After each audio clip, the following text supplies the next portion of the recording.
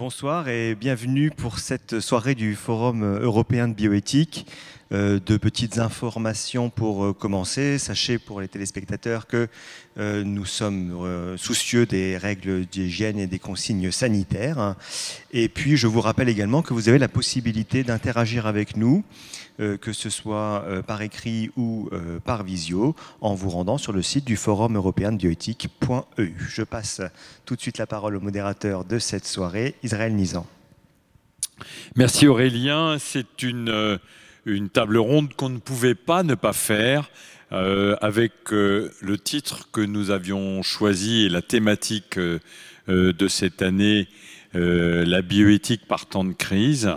Et nous voulions un peu, sur cette table ronde, focaliser l'intérêt sur la santé du système de santé français. Le système de santé avait déjà un genou à terre avant même que la pandémie ne se déclare. Et l'hôpital public en crise, avec des soignants à bout de souffle, ont dû faire face à une crise sanitaire sans précédent, avec parfois l'impression d'avoir un peu prêché dans le désert, d'avoir travaillé dans l'urgence avec trop peu de moyens pour faire face à des afflux massifs de patients graves. Alors bien sûr, il y a eu les applaudissements à 20 h, mais le Ségur de la santé a quand même déçu beaucoup de monde, et malgré des milliards d'euros pour revaloriser des métiers et des établissements de santé, je pense qu'on est à un moment où il faut véritablement poser les questions qui fâchent. En d'autres termes, ne faut-il pas un grand chamboulement dans l'organisation de notre système de santé? N'est-on pas au bout d'une logique? Et si oui, si la réponse est oui à cette question, quelles sont les pistes que nous devrions suivre? Non pas un rafistolage genre Ségur de la santé, mais peut-être quelque chose de plus ample, capable de répondre aux enjeux modernes de la santé publique. Nous avons des orateurs prestigieux avec nous pour cette table ronde, et en particulier André Grimaldi, dont je lis presque semaine après semaine les commentaires sur une liste de diffusion qui touche beaucoup de monde du monde hospitalier, qui est ancien professeur de diabétologie et ancien chef de service à la Pitié-Salpêtrière.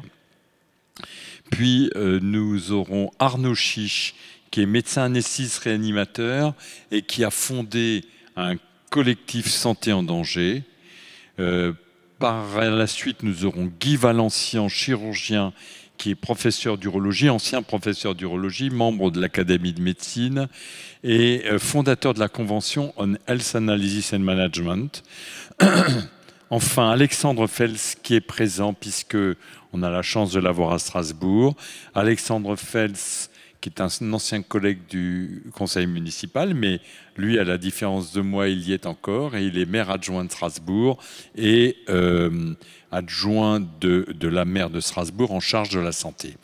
Je vais commencer par donner la parole à André Grimaldi. Je crois qu'André, si on te laissait tout le temps de la table ronde, tu saurais l'occuper, mais peut-être un premier tour de piste sur tes commentaires sur le système de santé, ce qui ne va pas et comment on pourrait sortir, si j'ose dire, le carrosse de l'ornière.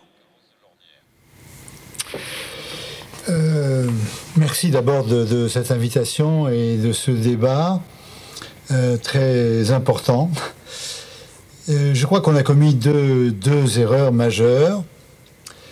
La première, c'est dans le cadre du développement du progrès scientifique et technique en médecine, on a cru que la médecine devenait industrielle. Le médecin devenait un ingénieur et donc l'hôpital devenait une entreprise. Alors il y a une part de vrai. La part de vrai, c'est qu'il y a un certain nombre de gestes techniques standardisés, programmés, qui peuvent être assimilés à une pratique entrepreneuriale. Donc ça, c'est le début la fin du siècle dernier, début de ce siècle. Et c'est ça qui a amené d'ailleurs à la tarification de l'activité. Les choses peuvent être mesurées, évaluées, standardisées, tarifées. Par exemple, la séance de dialyse, la cataracte ambulatoire, une prothèse de hanche éventuellement ambulatoire, un canal carpien.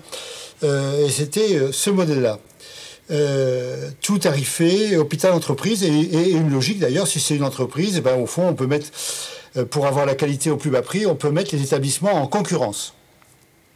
Et puis est arrivée la crise de 2008, avec la crise économique, et là, il a fallu être dans la rigueur, et la rigueur répétée année après année est devenue de l'austérité, et finalement a débouché sur de la pénurie. Alors on est arrivé au paradoxe suivant, une enveloppe fermée, votée par l'Assemblée nationale chaque année, qu'on appelle l'ONDAM, nécessitant des économies pour l'hôpital public, mais une tarification à l'activité. Et pour maintenir cette enveloppe fermée, on baissait les tarifs année après année. Ce qui fait que les hôpitaux devaient faire toujours plus avec moins de moyens, surtout pas en augmentant le personnel, ni leur salaire, ni le nombre de personnel. Évidemment, cette histoire devait casser, hein, c'est la roue de l'écureuil. Et ça a cassé en 2017, c'est-à-dire que l'activité de l'hôpital a diminué. Ça a continué en 2018, on a encore baissé les tarifs. 2019, là on dit il faut quand même réaugmenter un peu les tarifs. Trop tard. Et avant de la grande épidémie du Covid, il y a eu un signe d'alerte majeur, qui était une autre épidémie plus petite, attendue, pas plus grave cette année-là que les autres années, l'épidémie de bronchiolite.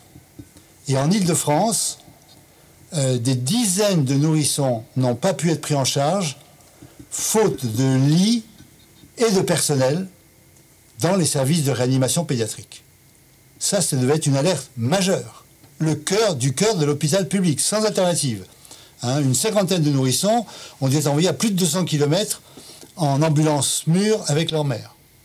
On était arrivé à l'os. Et ma foi, on a fait du replâtrage lorsque la grande épidémie est arrivée. Alors ce système d'hôpital-entreprise était totalement inadapté aux maladies chroniques, totalement inadapté à la prévention, inadapté aux problèmes de santé publique, et on l'a vu, inadapté à la pandémie, qui nécessite, comme les maladies chroniques, une relation ville-hôpital, hein, et pas deux silos parallèles. Donc notre dysfonctionnement du système de santé tient à ces deux erreurs. Une idée d'hôpital-entreprise commerciale concurrentielle, une rigueur qui se transforme en austérité et en pénurie. Donc, il faut revenir. Le Ségur, il y avait deux volets. Il y avait un volet négociation salariale, où il y a eu des avancées significatives, qu'on peut juger insuffisantes par rapport à la moyenne de l'OCDE, mais néanmoins significatives. Et puis le volet réforme de l'hôpital, alors là, c'est dérisoire. Effectivement, on n'a rien changé. On a dit qu'on va améliorer la gouvernance pour qu'il n'y ait pas seulement des managers, mais aussi des soignants. Enfin, tout ça, c'est des mots. C'est pas la première fois qu'on les prononce. Voilà. Donc là, maintenant, la question est posée. Est-ce que la santé publique va devenir la discipline phare? Est-ce qu'on va repenser le système de santé pour en faire un bien commun? Au fond, pendant cette crise, qu'est-ce qu'on a vu? Tout le monde a fonctionné comme un service public. Pas du tout à la recherche de la rentabilité, à la recherche du juste soin pour le malade au moindre coût. Hein, la tarification de l'activité, les dépassements de l'horaire, tout ça n'avait pas lieu. Hein, et il n'y avait pas de gaspillage, parce qu'on en manquait de moyens. Donc on a vu fonctionner un service de santé comme un service public pendant la crise, mais dans l'improvisation, dans l'urgence, et il faudra en tirer les leçons. Voilà pour première intervention. Arnaud Chiche, je crois que vous nous avez rejoint. Je vous pose la même question. Le titre du collectif que vous avez créé, Collectif Santé en danger, évoque déjà ce que vient de dire André Grimaldi. Quel est votre diagnostic sur le malade santé ? Écoutez, merci à tous. Merci de m'avoir invité. D'abord, je suis très honoré d'être là et je suis ravi de participer à cet échange avec vous. Juste pour replacer mon contexte à moi, bien comprendre que je suis un médecin je suis médecin anesthésiste non syndiqué. J'appartenais à aucune structure particulière et en fait, effectivement, dans les suites du Ségur de la santé. Donc j'ai 45 ans, donc ça fait une vingtaine d'années que je suis dans les hôpitaux. Dans les suites du Ségur de la santé, effectivement, j'ai écrit sur un réseau social en fait un post un petit peu énervé. Et dans les suites de cela, tout s'est embrasé un petit peu, effectivement. Et j'ai été obligé de créer un collectif de soignants avec comme idée première initialement de rediscuter effectivement ce Ségur et de demander une extension de ce Ségur et de demander même un Ségur 2. Parce qu'effectivement, ce Ségur qui avait été organisé entre les deux crises sanitaires m'a semblé complètement dérisoire en regard du besoin à l'hôpital. Alors effectivement, j'ai fait toute une partie de ma carrière à l'hôpital public et puis je travaille maintenant dans un ESPIC depuis 4 ans.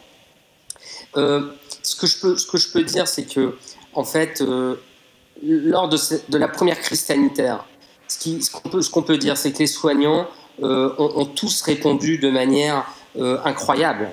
Face à une maladie qu'on ne connaissait pas, avec des tests diagnostiques qu'on n'avait pas forcément au début, avec des traitements qu'on ne connaissait pas.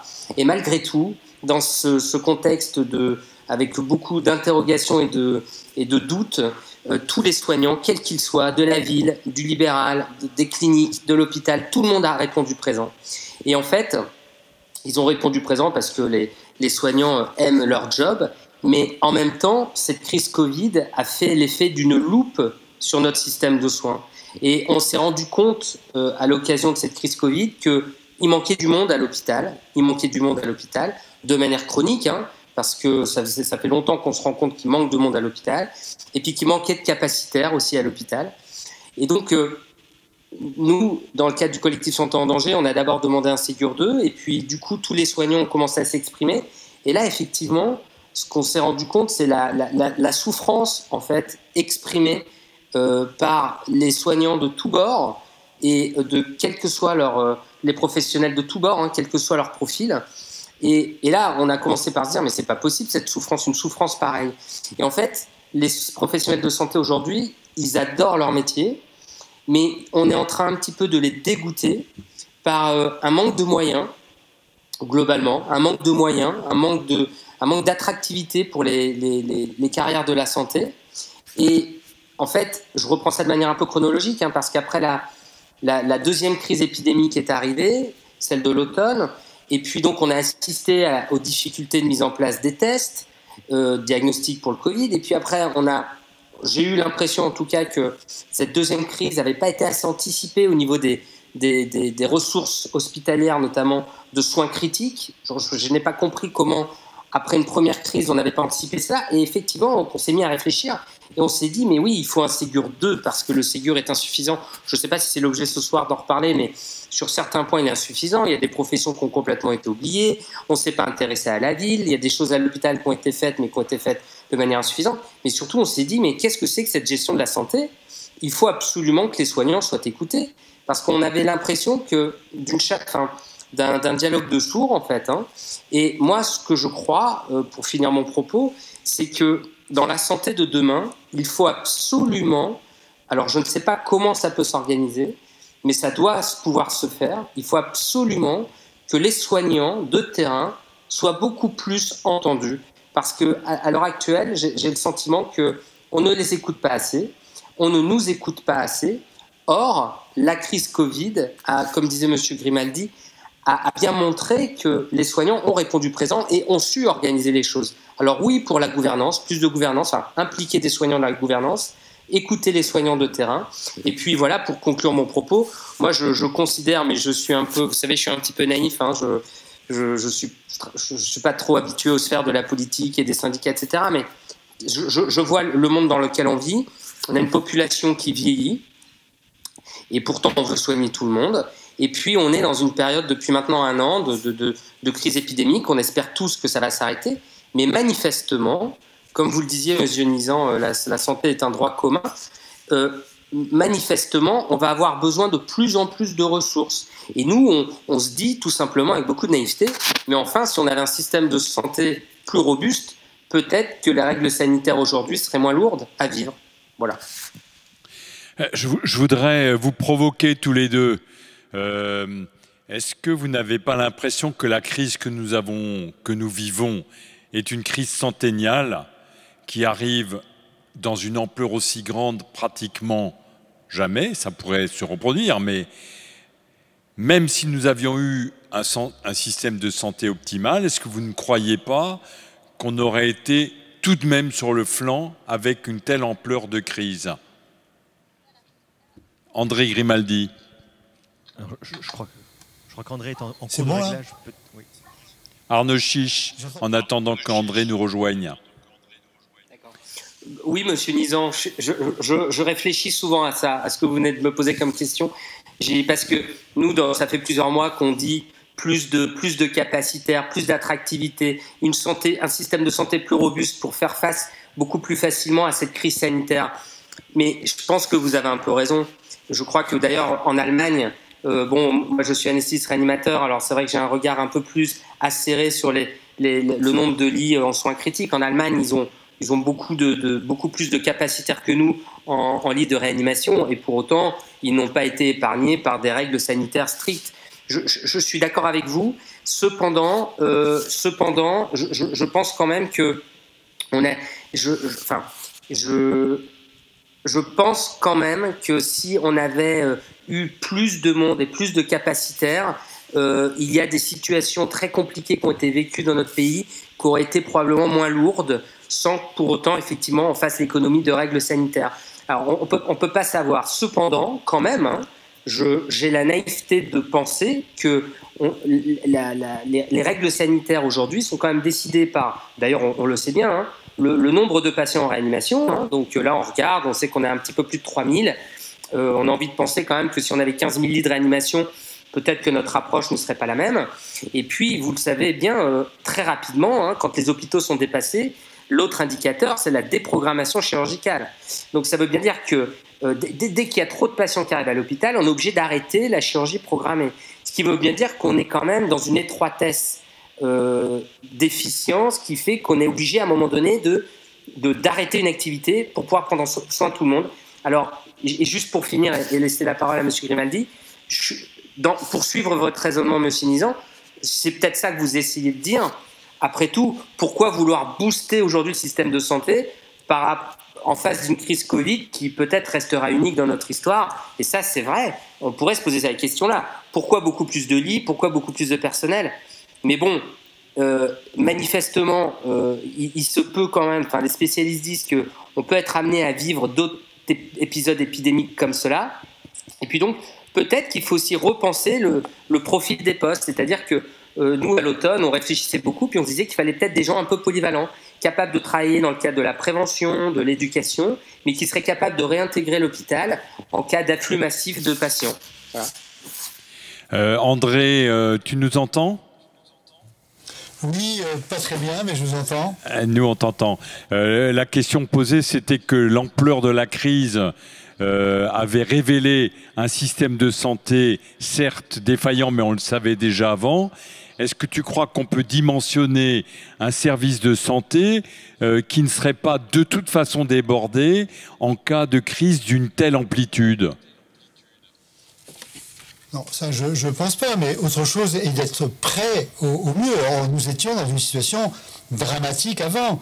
Ce que j'ai dit pour l'épidémie de bronchiolite était quelque chose de programmé. Alors évidemment, une grande pandémie, même un parfait service de santé peut être débordé. Mais nous n'étions pas adaptés du tout. Il faut bien comprendre que nous n'étions pas adaptés à l'épidémie des maladies chroniques et à tout ce qui est consultation d'urgence. On avait eu la crise des urgences. Alors la pandémie, elle augmente ça. On avait ce slogan fou de type entreprise commerciale. Il faut pas de stock, il faut du flux.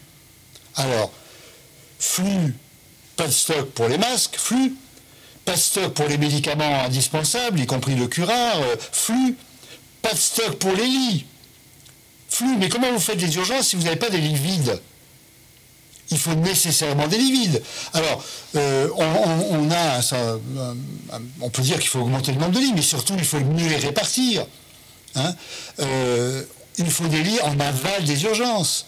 Il faut, c'est-à-dire quand les malades sont aux urgences, ils ne peuvent pas rester sur des brancards. On avait les brancards aux urgences, avec cette idée que tous les lits doivent être occupés. Comment on fait quand il y a une poussée sur les urgences? Je ne parle pas de la pandémie, je parle de l'épidémie de grippe annuelle.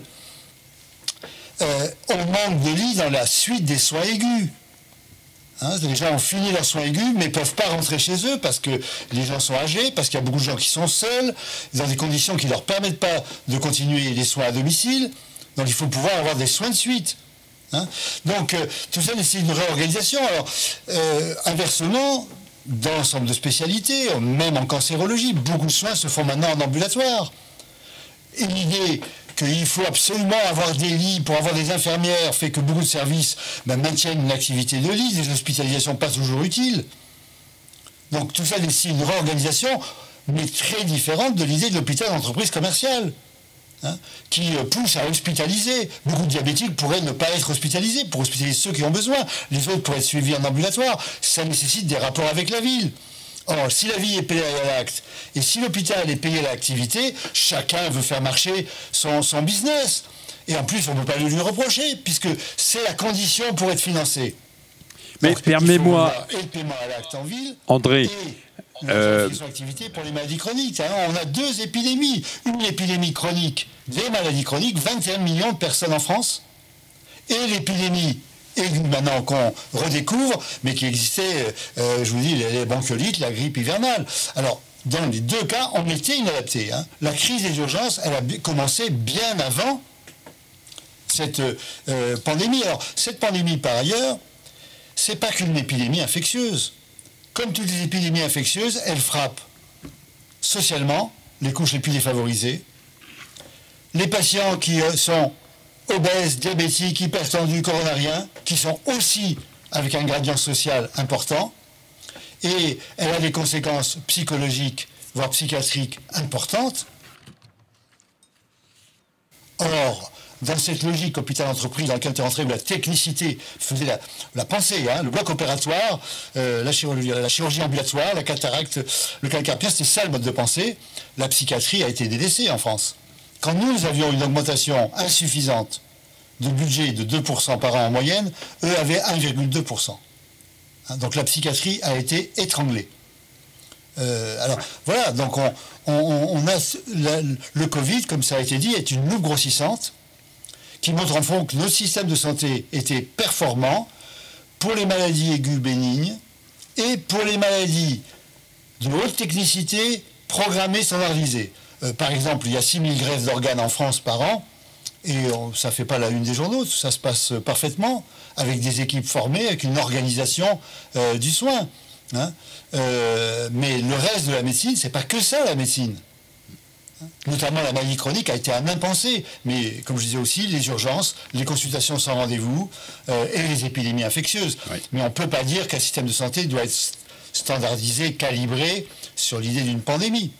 Par contre, nous étions désarmés, y compris vu l'hôpital. Rappelez-vous qu'au début de cette pandémie, on a dit vous êtes positif, il faut aller à l'hôpital. La médecine de ville a été complètement au début court-circuitée. Justement, André, je voudrais... de médecine de proximité en travaillant en équipe.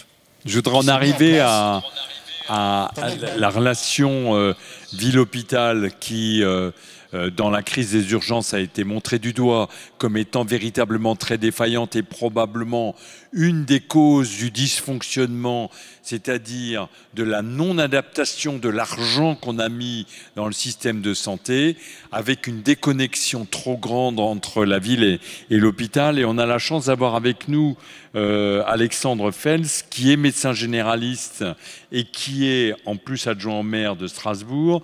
Et je voudrais le questionner sur l'état de la relation ville-hôpital et sur les idées qu'il aurait pour l'améliorer. Donc, bonjour à toutes et tous. D'abord, je voudrais dire que je suis aussi vice-président du conseil de surveillance des hôpitaux universitaires de Strasbourg et je voudrais partager le diagnostic qui a été posé notamment par M. Grimaldi. Moi, j'étais très étonné quand je suis médecin généraliste maintenant depuis plus de 25 ans, quand je suis arrivé dans ce conseil, de voir que la survie de l'hôpital devait être dans la suractivité qui en plus est pris en charge par la sécurité sociale.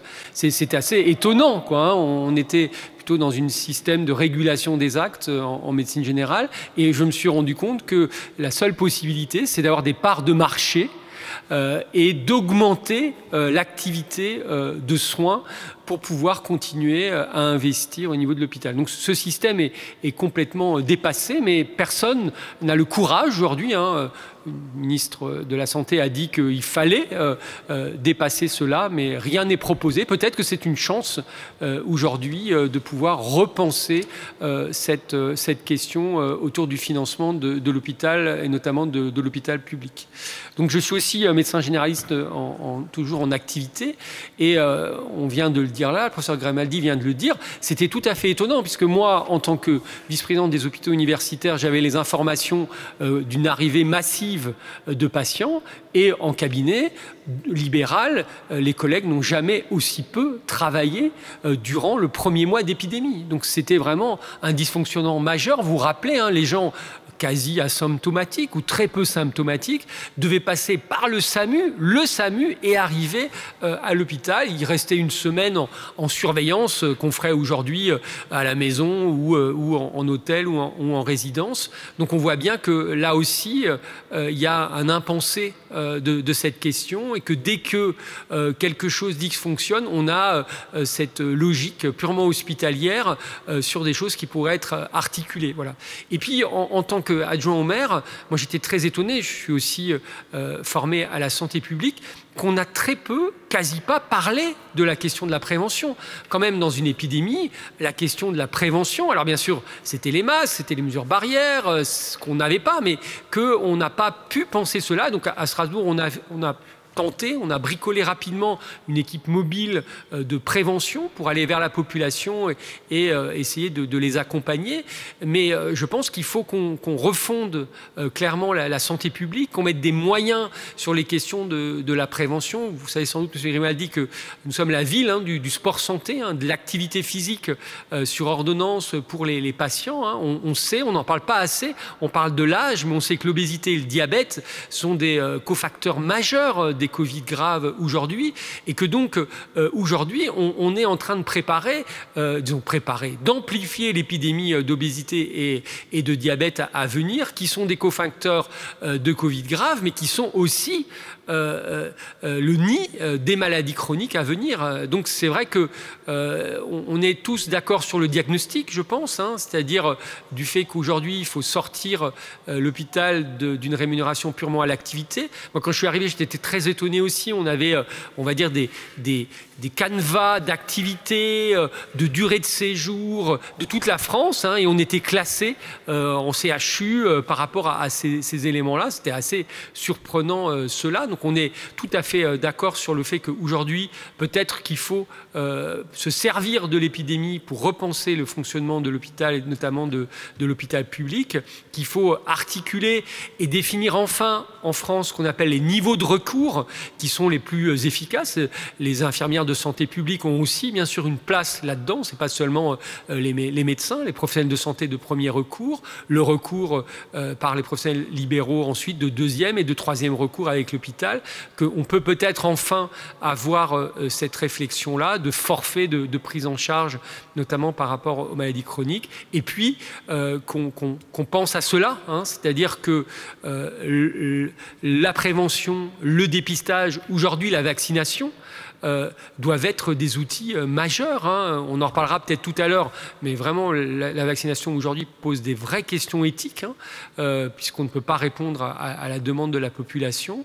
Donc on voit bien que sur ces axes-là, la gouvernance et puis le financement de l'hôpital public, le travail des médecins généralistes et des soins de santé primaires, et puis la question de la prévention, peut-être c'est une chance de bousculer cela et de réfléchir globalement aux choses, ne pas être seulement dans la question du soin, parce que c'est ça qu'on nous dit, on nous dit les morts, on nous dit les gens malades, mais qu'on ait une vraie réflexion sur les questions de santé, ce qui veut dire aussi la prévention, le dépistage, la vaccination, la prise en charge des cofacteurs, l'activité physique, le tabac et les autres déterminants de santé. Guy Valencian, on me dit que le son fonctionne parce que ton image est un peu figée. Est-ce que tu nous entends ?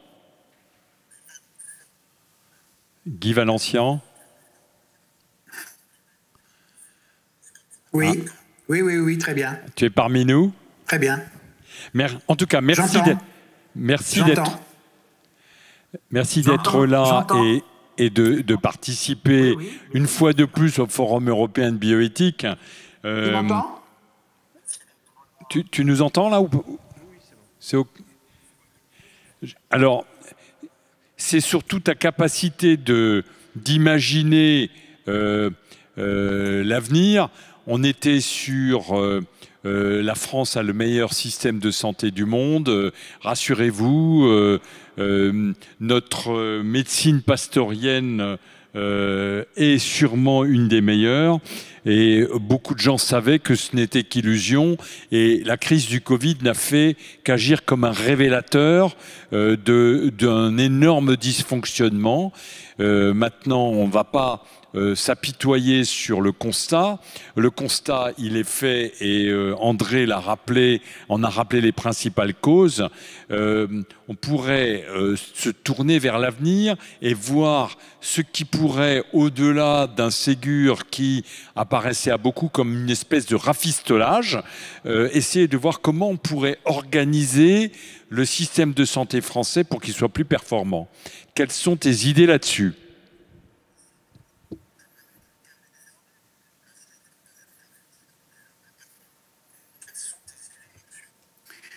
Alors, tu m'entends là? Oui? Oui?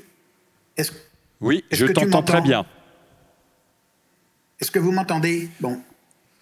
Je dirais que... Parfait. Pour moi, d'abord, le système de santé ne se résume pas à l'hôpital, premièrement. Loin de là. Et à chaque fois, on en revient toujours à l'hôpital, au CHU, au gros hôpital, au petit hôpital. Moi, ça commence à me gonfler parce que le système de santé, c'est tout autre chose. Ça commence par la prévention, qui est le parent pauvre dans ce pays. On a quelques 7 ou 8 milliards de déboursés sur les 200 de dépenses de consommation de biens de santé. C'est absolument scandaleux. Nous ne faisons aucun effort dans la prévention, dans les entreprises, dans les administrations, dans les écoles, dans les universités. On devrait avoir des personnels dédiés qui ne sont pas médecins. Ce n'est pas un rôle de médecin de faire de la prévention. Un médecin, ça traite, donc ça peut prescrire. La prévention, c'est autre chose. Premièrement. Deuxièmement, nous avons un système qui est extrêmement dispendieux parce qu'il n'est pas évalué. On n'analyse pas la pertinence et la qualité des actes en France. Or, si je regarde ce que dit l'OCDE, avec 20% en moyenne dans les pays de l'OCDE de dépenses de santé indues, c'est-à-dire non logiques, plus les complications que cela entraîne, si je reprends les 200 milliards de consommation dont je parlais, c'est 40 milliards que nous foutons par-dessus la fenêtre parce qu'on fait des actes pour faire des actes, que ce soit à l'hôpital comme en privé. Donc voilà où on en est. On a l'argent, on a un pognon de dingue, comme disait un certain président. Simplement, on le gâche comme des malheureux.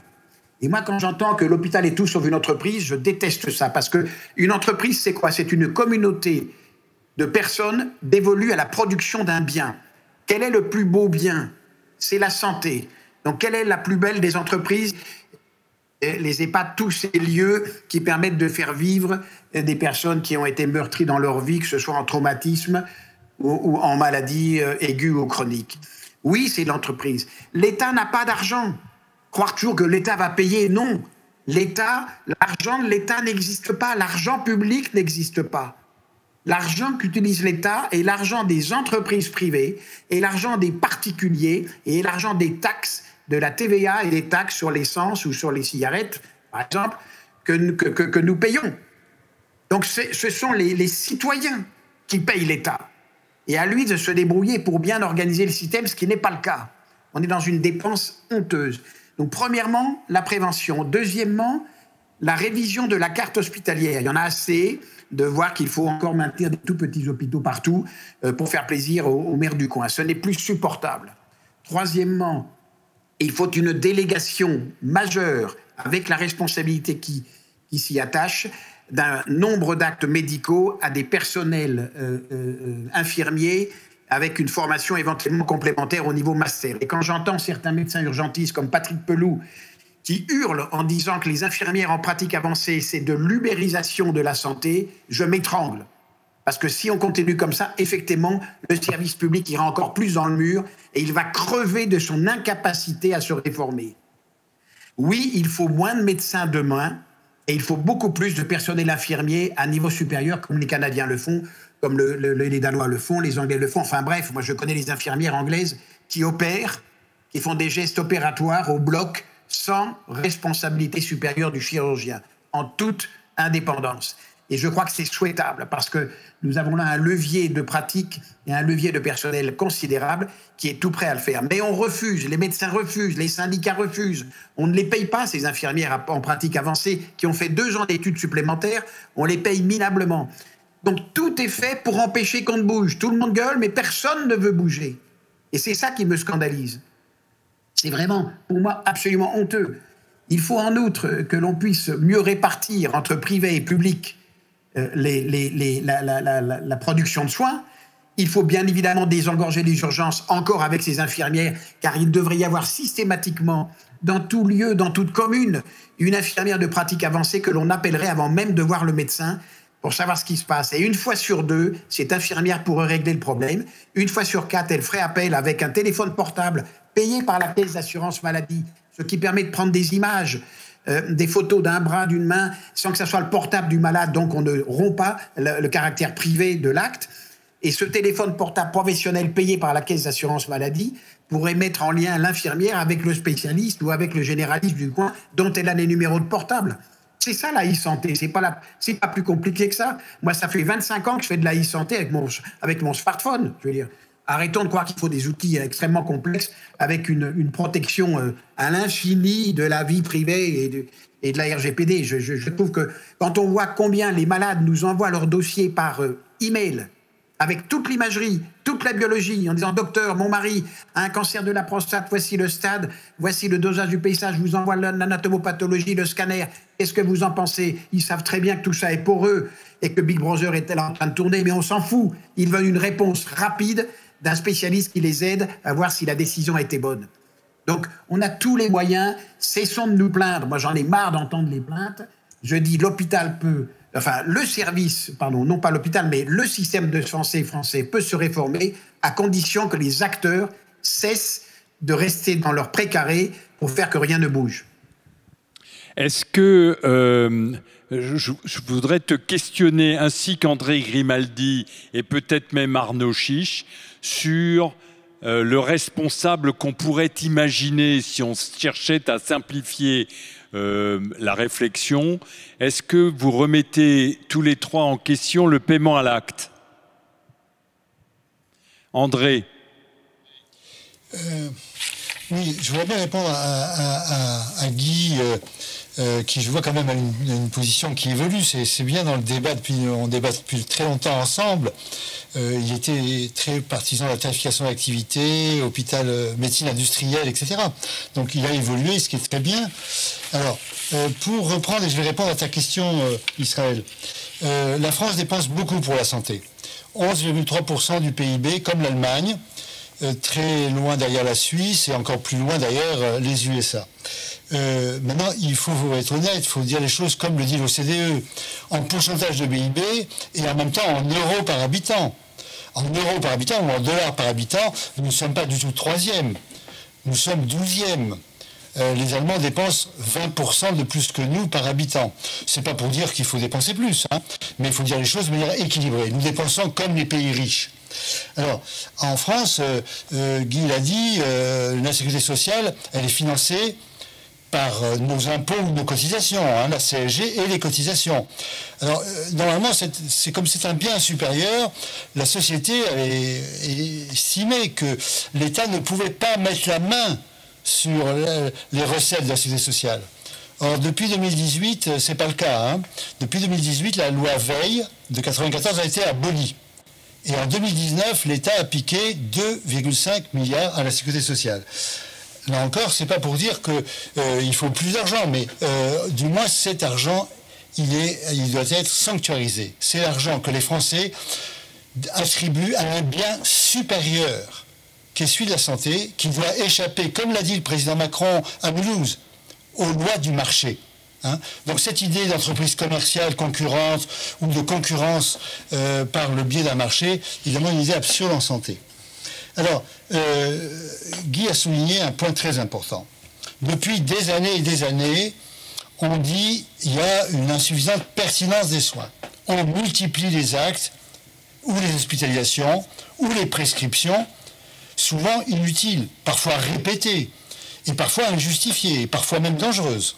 Hein, il suffit de faire une échographie de la thyroïde, on va trouver des nodules et on peut opérer sans respecter les règles qui est qu'il faut d'abord une cytologie.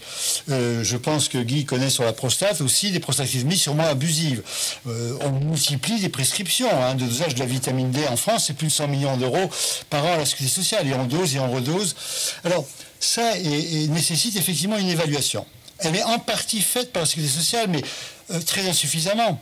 Elle devrait être l'objet dans toutes les réunions nationales, congrès médicaux, de spécialités, de médecine générale, de débats, à partir de bases de données, là où la France a beaucoup de bases de données, mais sont peu utilisées, y compris en comparaison avec ce que font les pays étrangers. En France, les cardiologues mettent des stents facilement. Hein. On fait un test d'effort, ensuite une scintigraphie, une coronographie, et on vous met un stent, il va devenir un grand coronarien. Les Anglais ne font pas du tout ça. Hein. Il y a des études qui montrent d'ailleurs que c'est abusif. Donc tout ça nécessite de partir, non pas pour sanctionner, mais pour demander aux professionnels, pouvez-vous justifier la disparité de vos pratiques ? Pourquoi ici on met beaucoup plus de stents que là, et on pourrait comparer des établissements et comparer des pratiques en ville aussi, de prescription. Hein. Ce qu'on me disait, c'est qu'en gros, en France, il y a sûrement 5% de médecins qui sont des hyper-prescripteurs. Et tout ça. Alors, il y a une règle qui n'est pas une règle commerciale, qui est une règle éthique, qui est que tous nous devrions respecter. Médecins comme patients, en ville comme à l'hôpital. Le juste soin pour le malade, tout ce qui est nécessaire, au moindre coût pour la collectivité. Hein. Donc, il n'est pas éthique de ne pas prescrire un médicament générique. Hein. On a dépensé des fortunes en statines, et quand un médicament était générique, on prescrivait celui qui ne l'était pas. Donc, tout ça nécessite une transparence, des débats, des comparaisons pour une évaluation. Encore une fois, pas en commençant par des sanctions, mais en commençant par expliquez-nous pourquoi dans telle région on met 4 fois plus de pacemakers que dans telle autre pour une population identique. Alors la chirurgie de l'obésité, par exemple, hein, la France bat des records dans la chirurgie de l'obésité. Alors ça nécessite évidemment de revoir de forts incitateurs à la prescription et à l'acte. En France, on a une médecine très prescriptive. Les professionnels de santé de première ligne ou hospitaliers, médecins généralistes, infirmières et hospitaliers sans activité privée sont plutôt moins payés que le reste des pays de l'OCDE. Par contre, on a une médecine très prescriptive et par ailleurs suradministrée, avec des coûts de gestion comme ça. Alors, c'est très favorisé par le paiement à l'acte et la tarification à l'activité, qui sont adaptés à certaines activités et pas d'autres. Par exemple, ne sont pas adaptés aux maladies chroniques. Pas du tout. Hein, donc, refaire venir un diabétique tous les mois ou tous les 2 mois, ou même tous les 3 mois, pour lui faire une simple prescription qui se termine par de nouveaux examens, c'est pas justifié. Effectivement, le malade qui va bien, 50% des diabétiques, peuvent faire leurs examens, les envoyer par mail, et savoir comment joindre une infirmière ou un médecin si nécessaire. Mais qu'autrement, tout va bien. Et dans la crise du Covid, qu'est-ce qui s'est passé? On a dit que les malades chroniques ne sont pas venus voir leurs spécialistes. Et c'est une perte de chance. Pour certains, mais d'autres qui allaient bien ont simplement été voir leur pharmacien qui ont renouvelé l'ordonnance. Parce qu'il n'y avait pas besoin de voir un médecin pour renouveler une ordonnance. Hein. Donc je suis sur ce point d'accord. Il ne faut pas non pas abolir le paiement à l'acte et la tarification à l'activité, mais la garder, ce pourquoi elle est faite. Par exemple, mettre la tarification à l'activité pour des soins palliatifs, c'est quand même monstrueux intellectuellement. Hein. Les soins palliatifs, c'est un prix de journée.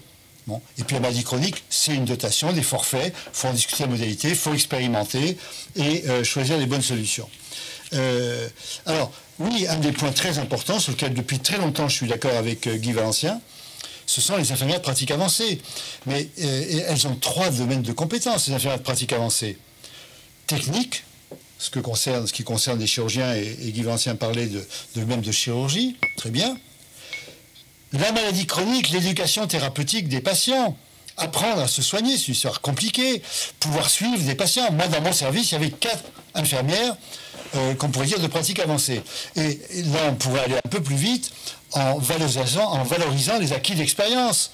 Il y a des infirmières très compétentes en hématologie, en oncologie, en diabétologie, qu'il faudrait reconnaître, et effectivement, à condition qu'elles aient un salaire adapté. Et puis il y a une troisième mission, qui est la coordination des soins. Hein. Donc ça fait 3 domaines. Alors actuellement, une infirmière n'a au moins à l'hôpital que comme perspective de devenir une gestionnaire, hein, ce qu'on appelle les cadres de santé. Et c'est pas possible qu'il n'y ait pas des infirmières cliniciennes dans ces 3 domaines, avec possibilité d'évoluer d'ailleurs dans les différents domaines, en fonction de l'âge, de l'expérience, comme c'est le cas pour des médecins. Et en ville également, ça suppose de faire du travail d'équipe en ville. La médecine moderne ne peut se faire qu'en équipe. Et ça suppose qu'effectivement, il n'y ait pas un paiement à l'acte. Il faut que les infirmières qui vont se déplacer à domicile puissent téléphoner immédiatement pour joindre le médecin généraliste de l'équipe, et que le médecin généraliste ne peut pas travailler seul. D'ailleurs, on ne peut pas faire des consultations sans rendez-vous en étant seul dans son cabinet. Hein, il faut au moins 2 médecins généralistes et, si possible, une infirmière qui voit les malades, effectivement, pour un premier tri, entre guillemets.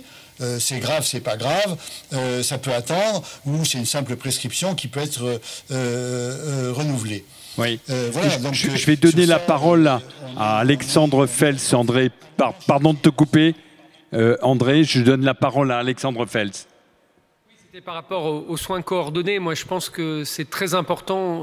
Aujourd'hui, on ne doit plus avoir de pratique seule.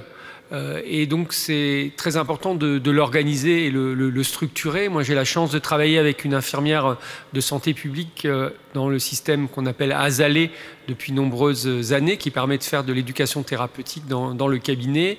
Et donc, ce qui était proposé par M. Valasséan, c'était l'infirmière isolée. Moi, je ne crois pas à l'infirmière isolée qui sera dans un système de tri. Je crois beaucoup à la question de l'équipe, qu'elle soit d'ailleurs à l'hôpital ou en ville. Donc, c'est vrai qu'à Strasbourg, on développe ce qu'on appelle les maisons urbaines de santé dans tous les quartiers. Ce sont des projets qui sont relativement lourds parce qu'il y a des investissements très forts dans les murs. Mais aujourd'hui, c'est comme ça qu'il faut qu'on puisse travailler. Ça est travailler en coordination, bien sûr avec les infirmières avancées, les infirmières ASALE, le pharmacien, et qu'on puisse fluidifier cela. C'est-à-dire qu'on est là dans l'expérimental, il faut que ça se généralise et qu'on ait ces infirmières qui permettent de coordonner les parcours de soins, mais que les dossiers soient partagés. Par exemple, que les infirmières puissent vacciner pour la grippe ne me pose aucune difficulté. Par contre, je n'ai aucune information sur cela. Et ça, ce n'est pas possible. Il faut que les professionnels puissent travailler en réseau, ce qu'on appelle les communautés professionnelles de santé, hein, qui se mettent également en place. Et il faut des moyens très forts pour l'organisation et la structuration. Voilà. Donc ça, c'est le premier point. Les collectivités sont aujourd'hui très volontaires pour accompagner ces structures-là. Hein, et on a aujourd'hui quelque chose qui est le médecin généraliste homme seul, isolé, avec aujourd'hui des médecins généralistes plutôt de femmes qui veulent travailler avec des infirmières, des kinés, des orthophonistes en proximité. Et c'est là où il faut une bascule majeure. Et on voit que dans l'organisation, par exemple, du Covid, lorsque on a fait les suivis de Covid, moi j'ai travaillé avec l'infirmière de santé publique ASALE, moi j'étais dans le soin, dans l'accompagnement, et elle rappelait les patients à 48 heures, à 7 jours, à 15 jours, là où ils pouvaient avoir. Elle avait les listes, puisqu'elle avait accès à mon ordinateur. Et c'est bien cette équipe de soins de santé primaire, en articulation, bien sûr, avec l'hôpital, qui est aujourd'hui l'avenir. Mais il faut une bascule. Et le paiement, d'ailleurs, à l'acte, aujourd'hui, a diminué en soins de santé primaire. Il existe des forfaits, mais ce n'est pas assez. Je pense qu'il faut aller plus loin dans la gestion là, des maladies chroniques, mais aussi dans la gestion de l'épidémie.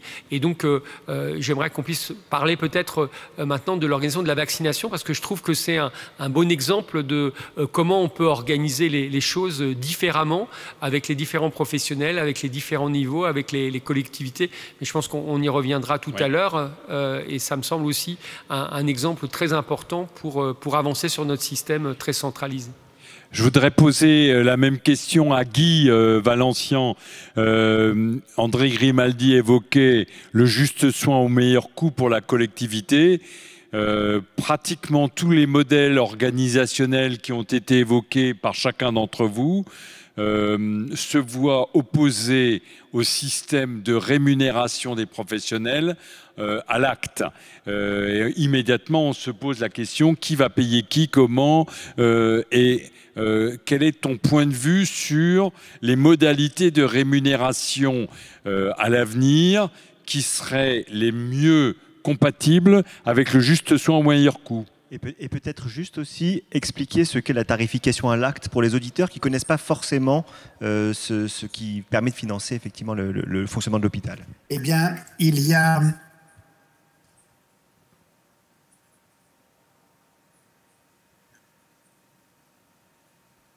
on est payé, la tarification à l'acte veut dire que lorsqu'on fait une prescription, lorsqu'on fait un diagnostic, lorsqu'on propose un traitement, lorsqu'on réalise un traitement, on touche une somme.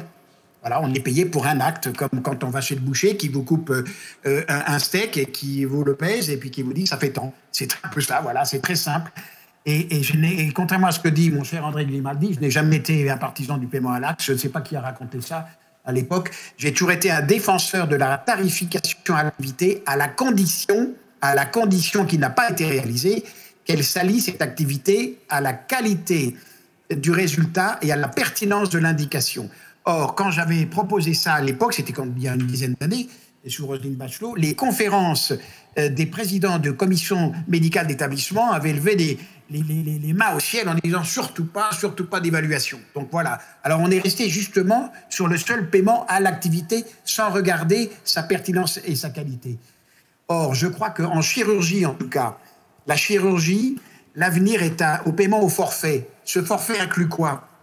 Le prix du séjour hospitalier global, parce que c'est un séjour dans un lieu donné, avec des salles utilisées, une chambre, de la nourriture, enfin il y a tous les personnels médicaux, paramédicaux, techniques, administratifs.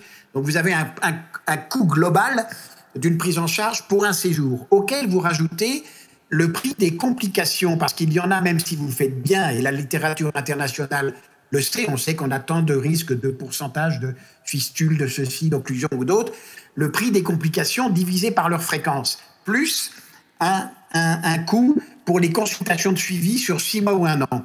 Et vous recevez une somme déterminée pour ça. Moyennant quoi, si vous devez réopérer votre malade, ou si vous devez le transférer dans un autre service pour des complications, l'hôpital n'a pas à être payé plus.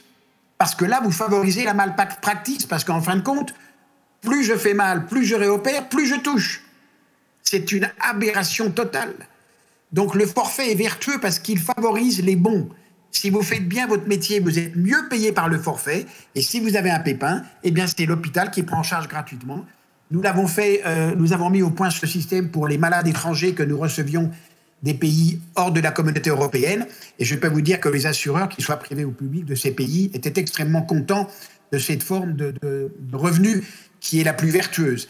Alors c'est vrai que, par exemple, pour les malades en fin de vie, les soins palliatifs, ce n'est pas forcément la solution, que le prix de journée, sachant que la personne ne veut pas durer éternellement, est probablement une bonne solution.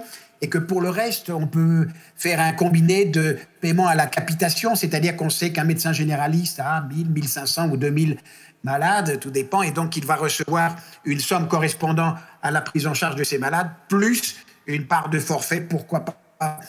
Mais il va falloir totalement transformer le système de paiement à l'acte, en ce sens que depuis que la Sécu existe, depuis 1945, les ordonnances, il n'y a plus de médecine libérale. Il n'y a plus de médecine libérale. Il y a des architectes libéraux en France. Il y a des avocats libéraux qui ne gagnent pas beaucoup leur vie parce qu'il faut aller les chercher et ils ne sont pas forcément pris. Je n'ai pas de médecin affamé. Donc, la sécurité sociale, en fait, nous avons globalement, les libéraux sont des salariés d'aisés qui se payent le salaire qu'ils veulent. Ce n'est plus logique. Ça n'a plus de sens. Donc, c'est une vraie révision qui peut s'entendre avec une réévaluation, parce qu'il ne faut pas être idiot. Les tarifs français, le paiement des personnels de santé français ne sont pas les plus élevés du monde, loin de là. Et quand on part dans l'Union européenne, les Français, infirmiers, médecins, orthoptistes, orthophonistes, les personnels de santé, les aides-soignantes aussi, ne sont pas très payés par rapport au reste des autres pays d'Europe. Donc, on pourrait très bien envisager un généraliste, à peu près. collectif Le micro. Santé en danger a une opinion sur les modalités de rétribution des personnels hospitaliers. Le micro. Qui serait, pardon, Arnaud, ma question s'adresse à Arnaud Chiche. Est-ce que le collectif Santé en danger que vous avez créé a une opinion sur les modalités de rétribution des personnels qui semblent assez angulaires? Il y a une énorme dépense, comme l'a montré André Grimaldi, et des résultats qui sont médiocres. Il y a donc une inadéquation entre les moyens que la France met sur sa santé et les résultats qu'on obtient. Et donc, quelle est la réflexion du collectif que vous présidez sur cette question? Alors, le début de votre question, je ne l'ai pas bien entendu, excusez-moi. Vous me parlez de la rémunération du personnel de santé? La rémunération des personnels de santé, que ce soit les personnels infirmiers, sages-femmes, médecins, bref, toute la hiérarchie hospitalière, mais également la médecine libérale. Si on avait une baguette magique, quelle serait la meilleure solution? Par exemple, si vous voulez, dans mon collectif, il y a beaucoup d'infirmières libérales avec qui on discute beaucoup. Et vous savez, on a créé des groupes de travail par profession pour écrire des pistes pour ce qui nous semblerait le mieux pour la santé idéale, comme vous dites. Et je suis effaré par la rémunération de certains actes dans leur activité quotidienne. Et tout ce qui est prévu pour la rémunération des infirmières libérales dans les années à venir, c'est quelque chose d'assez scandaleux et incroyablement inquiétant. Parce que, voilà, pour les infirmières libérales, en ce qui concerne les infirmières, pour les professionnels de santé de l'hôpital, vous savez que dans le cadre du Ségur, l'augmentation de salaire qui avait été demandée, c'était 300 €, ont été accordés 180 €. Les 300 €, s'ils avaient été accordés, ça plaçait les professionnels de santé, les paramédicaux en Europe, je crois 15e sur 23 au niveau de l'OCDE. Donc c'était quand même pas dément. Si vous voulez, nous, notre sentiment, c'est que si on veut de l'attractivité, ça passe quand même forcément un petit peu par une revalorisation des carrières et des rémunérations. Alors, ça ne fait pas tout, hein. Ça ne fait pas tout parce que il y a des points, par exemple, d'organisation qui peuvent absolument transformer le métier. Et pour rester sur les infirmières, si un jour on s'intéressait aux ratios, par exemple, alors pas forcément les ratios dans les services de soins critiques qui sont assez bien calculés, mais les ratios d'infirmières dans des services conventionnels de médecine ou de chirurgie, si on s'intéressait un peu à ça, on se rendrait compte par rapport, par exemple, à ce qui se passe aux États-Unis, que nos infirmières, à nous en France, elles s'occupent de beaucoup de patients. Et ça, c'est une vraie pénibilité de travail qui rend le travail pas attractif. Alors, oui, ça passe par une meilleure rémunération. Je pense que ce qu'avaient demandé les syndicats et les collectifs au moment du Ségur, c'était pas complètement ahurissant, hein. La revalorisation de 300 €, nous pensons que ça aurait été bien, mais il faut urgemment aussi se pencher sur la rémunération des actes effectivement en ville, parce que dans le collectif Santé en danger, alors nous on a l'ambition de rassembler toutes les professions, tous les soignants. Alors je vous laisse imaginer un petit peu la tâche, mais il y a aussi des pédicures-podologues, vous avez cité les orthophonistes, les ergothérapeutes, ce sont des professionnels de santé effectivement qui ont besoin d'être revalorisés parce que je pense que sinon les gens ne feront plus jamais ce métier-là, hein, c'est assez simple, hein.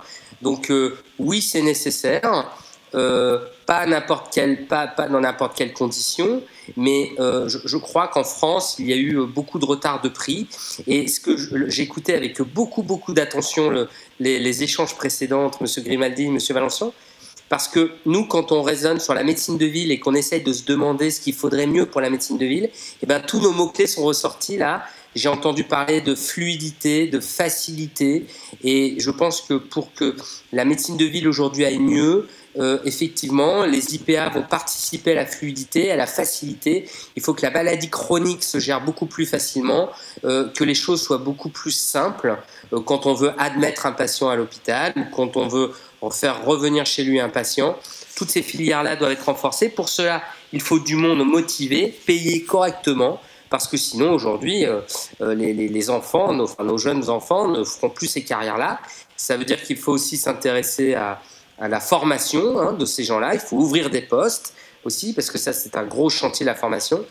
Et voilà un petit peu ce que je pourrais vous dire en réponse à votre question. Merci Arnaud. Je pense qu'il y a pas mal de questions des internautes. Oui, il y a des questions. J'aurais peut-être juste voulu faire une toute petite intervention. Je ne sais pas du tout si j'ai été le seul ou pas à être un peu troublé quand même par l'intervention de M. Valencien. Donc je me permets juste quand même... on est dans un forum européen de bioéthique. Donc quand on parle effectivement de le système de santé, est-il en bonne santé ou en mauvaise santé, je pense qu'on ne parle pas forcément non plus uniquement de la santé financière. Et j'avoue avoir un peu du mal quand même à comparer le monde de l'entreprise avec le milieu entrepreneurial. Moi, j'ai quand même traîné mes guêtres assez longtemps en milieu hospitalier. J'ai vu parfois des médecins faire des actes infirmiers parce qu'on était en manque de personnel. Je dois avouer avoir rarement vu des médecins en trop ou des infirmières en trop. Et surtout, le temps passé avec les patients était toujours un temps qui n'était pas forcément un temps de productivité, mais qui était un temps qui me semble être absolument indispensable du soin. Et quand j'entends que la médecine de demain devrait être une médecine connectée, alors au Forum européen de bioéthique, on parle souvent de médecine connectée, et loin de nous l'idée d'être absolument passéiste, pas du tout, mais ce matin, on a eu une longue discussion où on a parlé de ce qui était essentiel et de ce qui n'était pas essentiel, notamment en matière de soins. Et je pense qu'il faut aussi peut-être pas perdre totalement de vue que le bon fonctionnement, le bon roulement économique ou la réponse efficace et efficiente à un problème de santé aigu ou chronique n'est pas la seule réponse et n'est pas le seul objectif que doit avoir peut-être l'hôpital. C'était juste pour apporter un tout petit peu de nuance. Maintenant, après, ça peut aussi faire l'objet d'une question, mais je pense en tout cas qu'il ne faut pas non plus négliger cet aspect-là, qui sont que les professionnels de santé, qu'ils soient médecins, infirmiers, sages-femmes, kinés, et toutes les professions de santé, donnent quand même beaucoup de temps, et ce temps-là n'est pas forcément quantifiable systématiquement avec à la clé une rémunération qui est précise. Et c'est vrai que c'est un modèle, c'est peut-être le modèle français, mais c'est peut-être pas non plus un modèle ubiquitaire. Tout à l'heure, Guy Valencien évoquait le fait de modeler le paiement à l'acte, de l'indexer sur la pertinence et sur la qualité des actes. Or, il me semble que ça a déjà été tenté aux États-Unis et dans quelques pays anglo-saxons avec peu de succès. Comme les États-Unis nous ont balancé la T2A et qu'on l'a recopiée, on est les seuls au monde à l'avoir fait à 100%, est-ce qu'il ne faut pas avoir un tout petit peu de distance sur ce modèle-là de la qualité qui viendrait indexer le paiement à l'acte? André Grimaldi, qu'est-ce que tu penses de cela ? Oui, je pense que c'est une mauvaise réponse sur un vrai problème. Le vrai problème, c'est celui de la qualité. Et évidemment, la qualité nécessite une évaluation. Mais est-ce qu'on doit payer? Parce que le danger, c'est quoi? C'est qu'on ne paye pas la qualité, on paye des indicateurs de qualité. Et là, avec ça, on n'en finit pas. Parce que les médecins se mettent à soigner, ou l'établissement se met à soigner l'indicateur plutôt que le malade. Je vous donne l'exemple de cet article publié dans le JAMA sur des patients bénéficiant de Medicare, donc des patients âgés en insuffisance cardiaque. Et on a dit, on prend un indicateur de qualité qui est souvent pris, la réhospitalisation dans le mois qui suit la sortie de l'hôpital. Si vous êtes réhospitalisé, c'est peut-être que vous avez été soit mal soigné, soit que la coordination des soins avec la ville s'est mal fait. Et on a dit, on va payer les services sur lesquels les patients ne sont pas réhospitalisés dans le mois qui suit l'hospitalisation pour insuffisance cardiaque. Et alors, comme c'est sur des grandes Medicare, donc des bases de données considérables, les patients avaient 73 ans en moyenne, et on a pu comparer les services où on avait introduit ce paiement à la qualité par rapport à ceux où on n'avait pas introduit. Alors, qu'est-ce qui se passe? Eh bien, résultat spectaculaire, diminution du nombre de réhospitalisations dans le mois qui suit l'hospitalisation. On dit, alors que ça marche, c'est magnifique. Vous voyez, un incitateur financier, une carotte, permet d'obtenir le résultat. Oui, mais manque de chance, on regarde un autre indicateur, la mortalité dans le mois qui suit l'hospitalisation. Alors elle a par contre augmenté. les malades venaient à l'hôpital, on leur disait vous avez été hospitalisé, ah ben attendez, on va vous mettre en surveillance pendant quelques heures, puis vous rentrez chez vous. La mortalité a augmenté. Donc cette histoire de la qualité ne peut pas être pour la bonne raison. C'est que la qualité n'est pas un plus, c'est l'objet du soin. Alors elle doit être évaluée. Et elle ne peut pas être évaluée seulement par les indicateurs des données de santé publique. Il faut qu'elle soit évaluée par les patients, il faut qu'elle soit évaluée par les pairs. Hein, ceux qui sont en amont, ceux qui sont en aval, ils savent. Les généralistes, ils savent quand ils reçoivent les patients par un spécialiste, qu'est-ce qu'il en dit le patient, s'il a été bien reçu ou pas, et s'il est satisfait des soins qu'il a eus. Donc, cette culture de l'évaluation est indispensable. Moi, je ne suis absolument pas contre ensuite que tout ça soit rendu public, parce que ce qui motive comme motivation les soignants peut être, comme motivation extrinsèque, peut être la notoriété. On sait que chacun est soucieux de comment il est perçu. Hein. Donc là, actuellement, on fait des listes de classement des hôpitaux. Tout le monde en rigole et dit que ça vaut rien, mais enfin chacun va regarder quand même pour voir où il est situé. Donc le paiement est une très mauvaise idée. Alors ça a été fait en Angleterre depuis 2004, puis aux USA, et le bilan qu'on a tiré, c'est que ça n'a pas amélioré la qualité. Hein. Ça a détourné. Alors autre chose, il y a des endroits dangereux. Là, il faut que partout il y ait des programmes de qualité et que l'État prenne ses responsabilités. Hein, quand il y a une mortalité post-opératoire qui est injustifiable ou des prescriptions injustifiables, alors il faut dire, écoutez, ou ça change ou ça ferme. Ça, c'est autre chose. Mais la qualité, c'est pas comme dans la marchandise. Hein. Nos prix s'entendent par la qualité, c'est pas un plus. C'est le but du soin. Autrement, qu'est-ce que ça veut dire? On veut dire qu'il faut que des malades soient soignés là où il n'y a pas de qualité. Et à qui vous donnez l'argent? À ceux qui font bien ou à ceux qui n'arrivent pas à faire bien? Pour qu'ils se forment, pour qu'ils aient plus de moyens. Enfin, cette histoire devient... moi, j'ai revu toute la littérature là-dessus. La conclusion, c'est que le paiement à la qualité n'a pas du tout démontré son efficience. Autre chose est l'indispensable bataille pour la qualité et pour la pertinence. La pertinence, la première chose, c'est de l'évaluer et de montrer aux professionnels de santé comment ça se fait qu'il y a une telle disparité dans vos pratiques. Hein? C'est pour ça que les recommandations sont utiles. Vous ne respectez pas les recommandations. Peut-être vous avez raison, mais pouvez-vous vous justifier? Pouvez-vous nous expliquer pourquoi? Et c'est là que des médecins de santé publique, des médecins de la sécurité sociale et d'autres sont nécessaires. Hein? Pourquoi dans tel établissement, vous faites 2 fois plus de tel acte qu'on le fait dans tel autre? Pouvez-vous vous comparer? Hein? Dans un premier temps, il ne s'agit pas de sanction. Il s'agit de justifier la règle éthique que nous devons prêter serment de la respecter. Hein? Donc, et je pense qu'on peut faire des études scientifiques et que ça aura un impact important, mais il ne faut pas rentrer dans le voie de paiement à la qualité, la carotte. D'ailleurs, après, on mettra le bâton. Tout ça n'a pas montré du tout son efficacité. On va peut-être, avant de vous redonner la parole, bien évidemment, laisser la place aussi aux questions des internautes.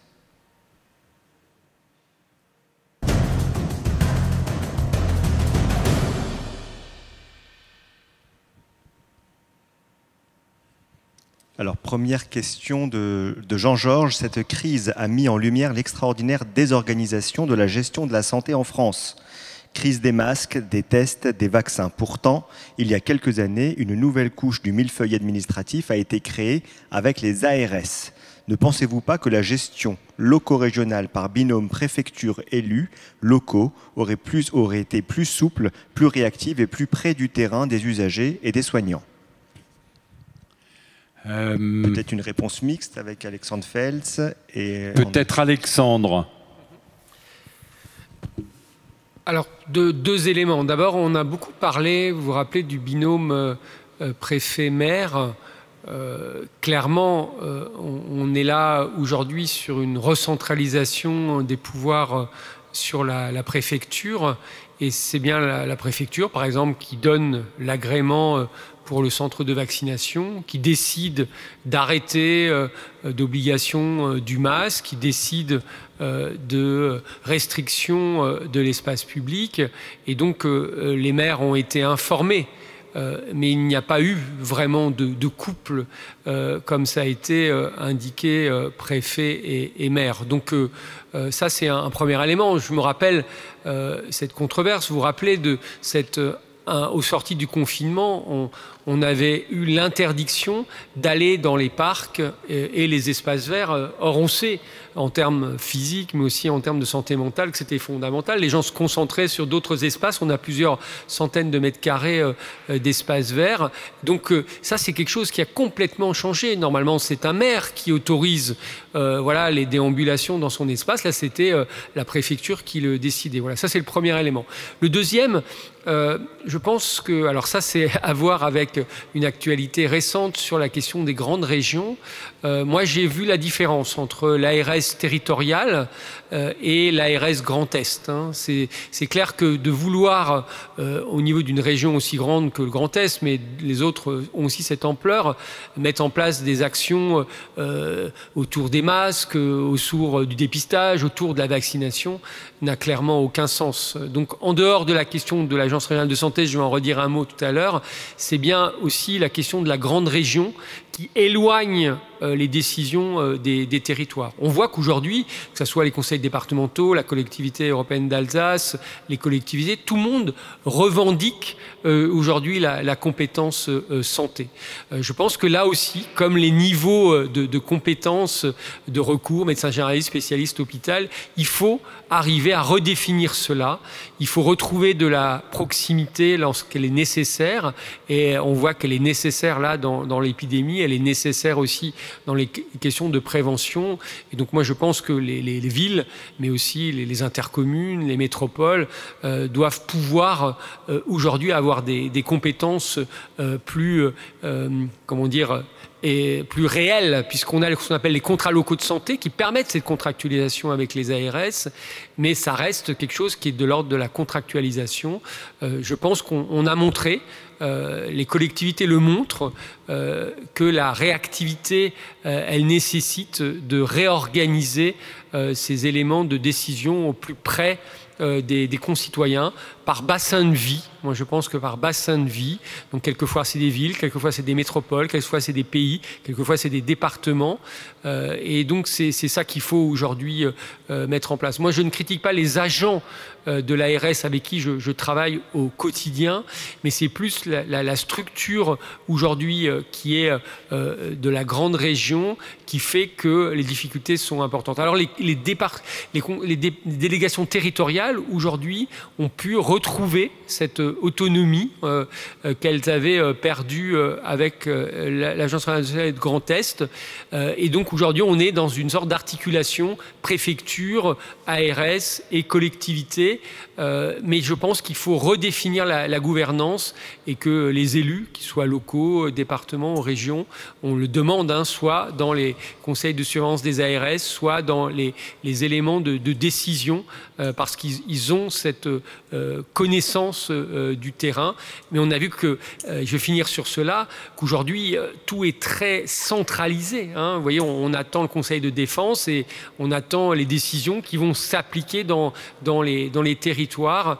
Je pense que là, il faut qu'on rechange le niveau de décision et le niveau de ce qui permettra beaucoup plus de réactivité et beaucoup plus d'efficacité dans les décisions.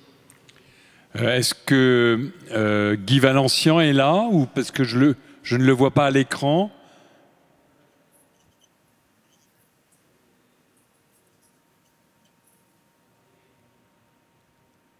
Il y a un petit décalage. Oui, je suis là. Guy, je voulais te poser une question parce que tu as utilisé un mot qui est réduction de la carte hospitalière, qui vient un peu en contradiction de tout ce qui a été dit sur le nombre de lits d'aval, la disponibilité, le fait qu'il n'y avait plus un lit de libre, donc on s'est retrouvé coincé. Il y a une petite contradiction que je note entre ton propos sur la réduction de la carte hospitalière et ce que disait André Grimaldi. En quelque sorte, il faut arrêter de réduire comme peau de chagrin cette carte hospitalière. Où est la vérité ?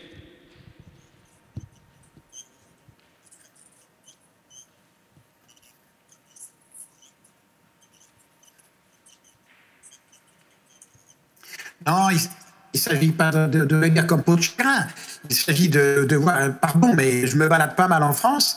Il y a des hôpitaux, j'oublie la crise, là, parce que dans la crise, de toute façon, demain, on aura la peste. À ce moment-là, il faudrait 67 millions d'hôpitaux pour que chacun soit soigné dans son coin, dans son lazaret. Et quand on est dans des crises pareilles, on est toujours débordé. Mais sinon, en temps habituel, combien je connais, pardon de dire, mais des hôpitaux où il est bon de travailler tranquille. Quand je dis tranquille, c'est plus que tranquille.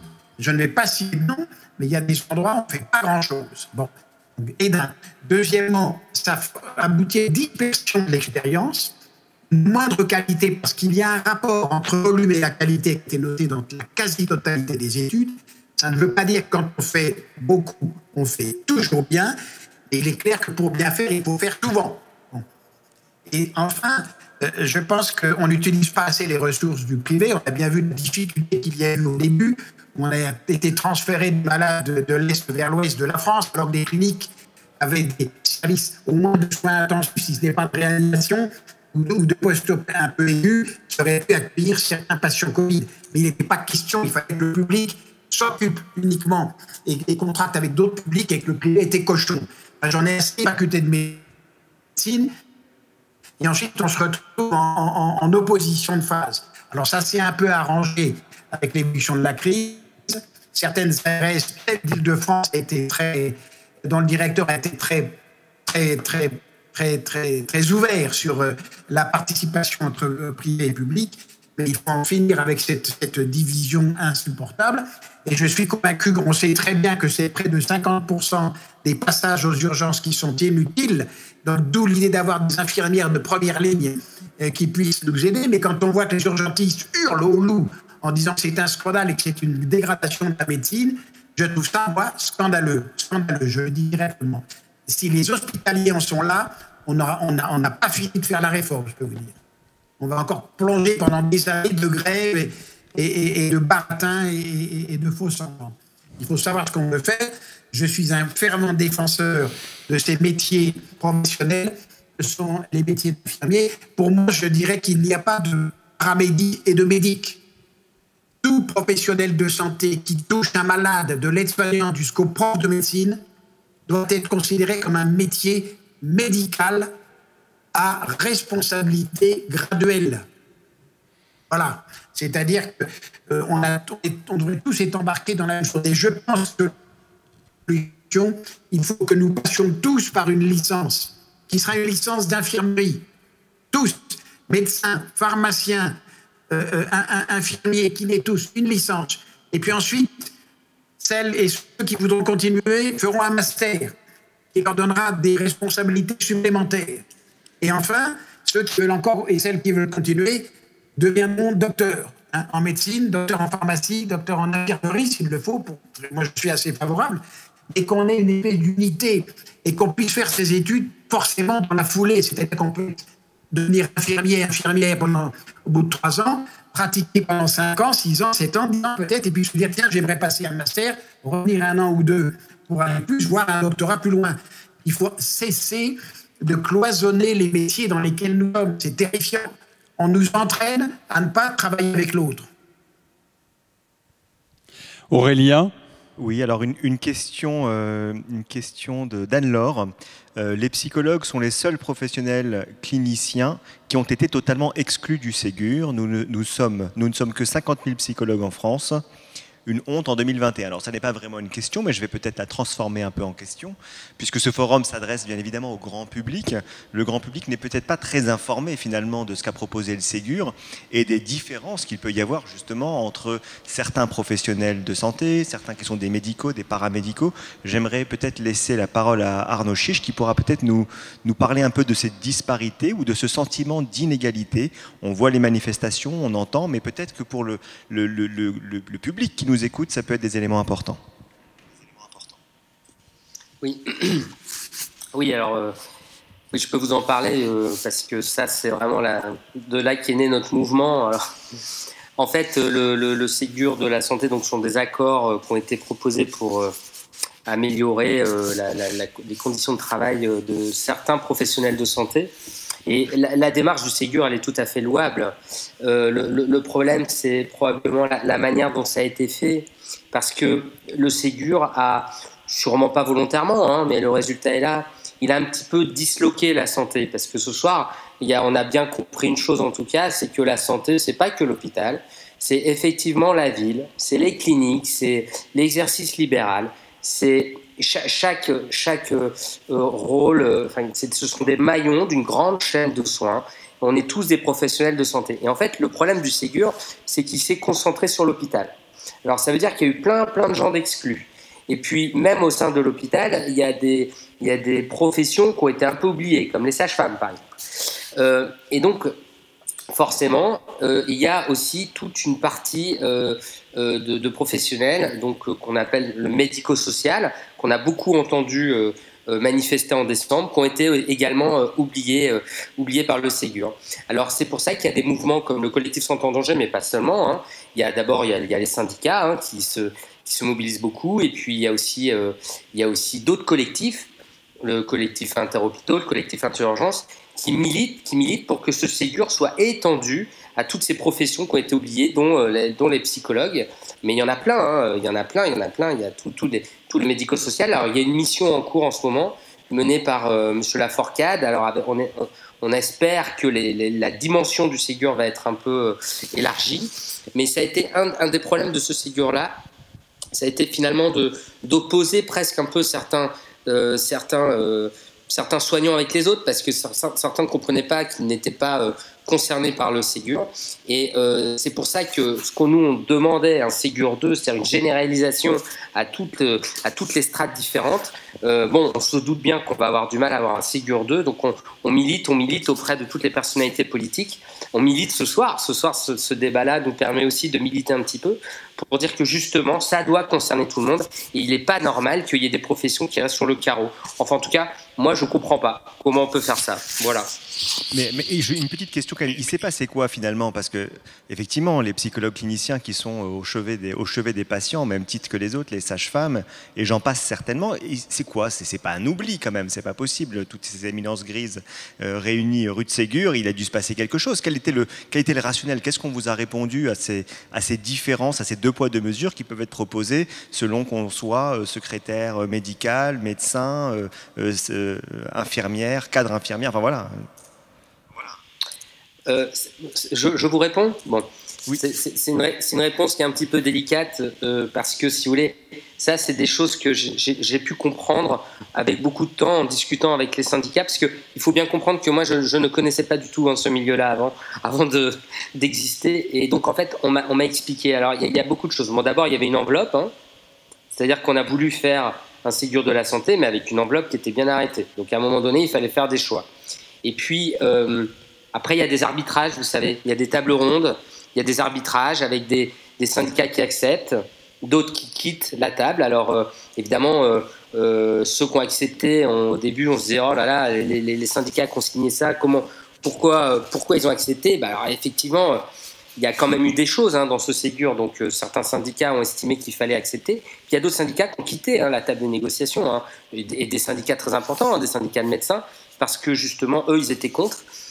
Parce que je pense qu'à ce moment-là, le gouvernement avait quand même envie d'envoyer un signal fort, enfin, en tout cas qu'il a estimé fort, à cette population de soignants, que le timing était serré. Et je pense qu'il y a eu un petit peu de l'improvisation, des arbitrages, des choix, malgré, je pense, beaucoup de concertation avec les professionnels. Et c'est dommage. Alors, nous, ce qu'on a l'habitude de dire, c'était que le Ségur est un premier pas et que c'est bien qu'il y ait un premier pas. C'est plutôt tout à fait louable. Et puis, c'est vrai que les sommes qui ont été mises sur la table sont quand même importantes. Mais il faut à tout prix continuer parce que le chantier est très vaste. D'autant plus dans cette période de crise sanitaire que l'on estime tous la plus courte possible, mais où les soignants sont vraiment sont en grande difficulté, mais font leur job, mais à qui on demande beaucoup, et comme l'ont dit les autres interlocuteurs ce soir, à côté des problèmes du Covid, il y a effectivement tous ces patients de cancérologie, de la personne âgée, des maladies chroniques dont il faut continuer à s'occuper.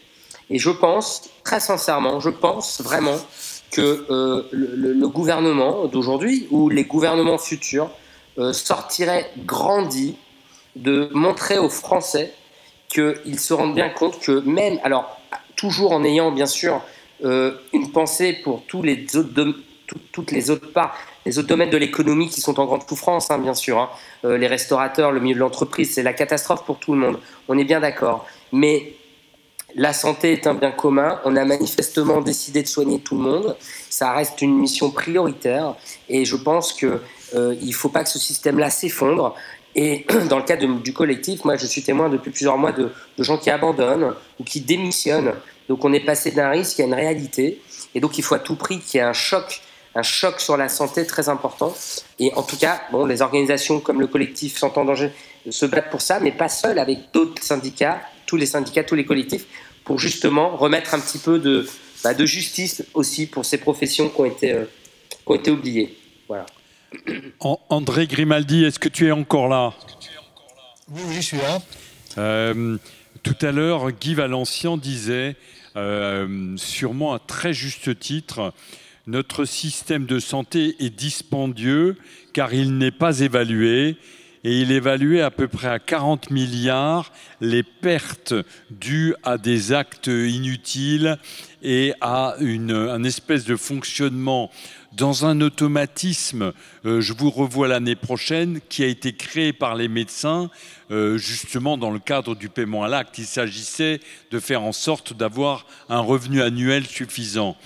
Comment faire en sorte que si on n'utilise pas une modalité de contrôle de la qualité, comment faire en sorte, j'allais dire, de réintégrer ces 40 milliards? Parce que bien sûr, tu as raison de dire qu'il faut sanctuariser l'argent de la sécurité sociale, mais tu as parlé de 2,5 milliards qui ont été piqués par l'État. Mais si nous, le corps médical, on ne se débrouille pas pour ne pas dépenser inutilement 40 milliards, j'aurais tendance à dire que l'État a raison de nous les piquer. Donc c'est la question de la pertinence des soins. Hein, c'est-à-dire qu'on dit que 20%, on dit, mais on n'a pas de preuve absolue, mais enfin je crois que c'est raisonnable de dire ça, 20% des prescriptions et des actes sont injustifiés. C'est-à-dire c'est pas que l'acte a été demandé, mais finalement son résultat est normal, c'est injustifié. Alors la Sécurité sociale publie déjà un atlas de disparité des pratiques, qui va de 1 à 4, comme je l'ai dit. Bon, évidemment, ça suppose d'abord de remettre en cause la logique du paiement à l'acte et la tarification d'activité. Quand la consultation est à 25 €, je connais des généralistes des jeunes généralistes qui disaient une question, une consultation. 2 questions, 2 consultations. Et vous ne pouvez pas garder le malade pendant 3/4 d'heure avec 25 €. Donc c'est des consultations qui vont être rapides, 15 minutes, et qui sont frustrantes. Donc qu'est-ce qu'on fait? À la fin de la consultation, on prescrit un Doppler, une échographie, une prise de sang, et puis vous reviendrez me revoir pour qu'on... Bon. Et le médecin honnête dit, si je fais pas ça, quand j'ai un malade compliqué, que je vais garder 3/4 d'heure, je ne peux pas m'en sortir. Et le directeur nous disait, vous pouvez augmenter l'activité, monsieur Grimaldi. Hein, chaque hôpital devait augmenter au moins de 2% par an l'activité, ce qui est absurde. Ce qui est absurde. Hein, nous devrions être réjouir de voir moins d'activité. Pourquoi il y a eu un tel retard de la télémédecine en France? Pourquoi un tel retard? Il a fallu attendre le Covid. Parce qu'il n'y avait pas de tarif, c'était mal payé. Mes collègues diabétologues de Grenoble, pédiatres, se faisaient houspiller par la directrice parce qu'ils passaient du temps au téléphone avec les parents ou par télémédecine, par Internet, pour adapter les doses pour les enfants, pour répondre à leurs questions. Tout ça n'est pas tarifé. Hein. Faites donc revenir les malades. Donc cette logique de l'hôpital entreprise commerciale qui doit développer l'activité, tarification de l'activité, ça dit bien ce que ça dit, est absurde. Donc après, c'est une grande politique de pertinence qui implique les enseignants, les doyens, les sociétés savantes, les associations de patients. Agnès Buzyn avait dit c'est un sujet majeur. Où est-ce qu'elle est la politique de la pertinence? ou est-ce qu'il existe une politique de la pertinence qui implique toutes les sociétés savantes, les doyens, les enseignants, les associations de patients, les représentants des syndicats de médecins, le Conseil de l'ordre, l'ensemble, ça va être une politique nationale, avec des évaluations, avec des demandes d'explications. Et on voit que quand on vous tend la fille, on vous montre le miroir, pourquoi dans votre service vous faites 2 fois plus, je suppose pour toi, je vais dire Israël, tel service plein d'hystérectomie et pas tel autre? Vous pouvez nous expliquer? Et puis tout ça peut être publié. Donc c'est une politique de long terme, hein, qui implique évidemment une remise en cause de tarification à l'activité, et d'autant que si vous payez mal l'activité, ben on multiplie. C'est ce qui s'est passé aussi à l'hôpital. On vous baisse les tarifs. Que dit le directeur? Pour sauver l'hôpital, il faut augmenter l'activité. Faites sortir le malade, faites-le revenir. Bon, et on rentre dans un petit jeu fou. Donc ça nécessite une politique d'ensemble. Mais toi, tu as connu, André, tu as connu comme moi le budget global. Le budget global qui précédait la tarification à l'activité était tout aussi catastrophique. En gros, on donnait une enveloppe à chaque service et c'était une catastrophe. Non, pas complètement. Je te reprends. Il y a 3 manières de payer, par exemple, si on prend l'hôpital, il y a 3 manières de payer. On peut payer à la journée, on peut payer comme à l'hôtel, hein, la journée, à une dotation comme l'armée et l'éducation nationale. Mais à condition que s'il y a une heure, on paye un supplément au budget. Et puis on peut payer à l'acte ou à l'activité. Alors ça dépend de l'activité. Pour moi, la dotation, figure-toi, c'était génial. Moi, j'avais une dotation, j'ai pu diviser par 2 le nombre de lits. J'ai pu mettre 4 infirmières cliniciennes. J'ai pas attendu, ça fait 20 ans. Parce que j'étais dans la dotation. Par contre, pour le chirurgien ou le cardiologue qui mettait des stents de plus en plus chers, au mois d'octobre, il avait fini sa dotation. Alors c'était une catastrophe pour lui. Donc il faut utiliser les différents modes de financement selon l'activité et capable de pouvoir les faire évoluer. Une dotation annuelle évoluée en fonction de l'activité, mais oui, c'est très bien. Alors qu'avant, la dotation, elle était fermée. Donc pour les uns, c'était une rente, et pour les autres, ceux qui étaient très actifs, c'était une catastrophe, comme tu dis, à juste titre. Donc ça nécessite, aujourd'hui c'est possible hein, de faire ça. Les soins palliatifs, prenons ce cas le plus caricatural, payer la tarification à l'activité des soins palliatifs, c'est une stupidité absolue. Hein, ça devrait être un prix de journée. C'est quand même des soins de confort, de fin de vie, de présence humaine. C'est un prix de journée. Hein, la sortie, elle est décidée par le bon Dieu. Donc pourquoi on a mis ça à la tarification à l'activité? Parce que derrière, ceux qui avaient pris le pouvoir, c'était les managers. Et la vraie question, c'est pourquoi les soignants, et les médecins notamment, mais les soignants dans leur ensemble, et les médecins ont laissé le pouvoir aux managers. Parce que nous n'avons pas été capables de créer une communauté médicale, capable de faire des progrès. On peut expliquer, il y a plein de raisons. Mais enfin, nous n'avons pas, nous, promu la réforme du système de santé autour de la santé publique, ce qui avait été fait par la génération d'avant, en 1958, de mettre la création des CHU autour de la biologie.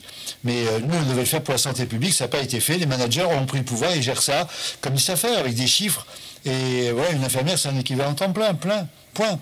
Et puis, 13 lits ou 14 lits, une infirmière, point, standard. C'est complètement à côté de la plaque. Donc, il faut utiliser l'ensemble des modes de financement selon l'activité. Le paiement à l'acte, pour un acte standard, ou une période de soins, comme dit Guy Valencien, eh bien ok.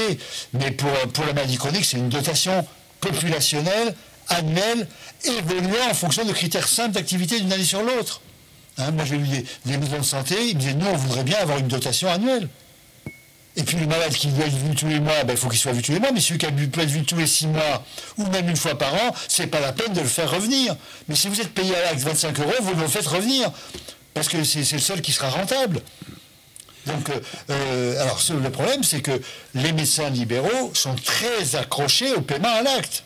Bien sûr. Hein, de même que les directeurs d'hôpitaux sont très accrochés à la tarification à l'activité. Ils ne sont pas prêts à changer. La réflexion autour du paiement à l'acte est extrêmement importante parce qu'elle me semble angulaire. On ne pourra pas bouger grand-chose tant que tout le monde sera payé à l'acte. Je voudrais donner la parole à Guy Valencien pour une conclusion sur le système de santé en mauvaise santé. Guy, es-tu là ?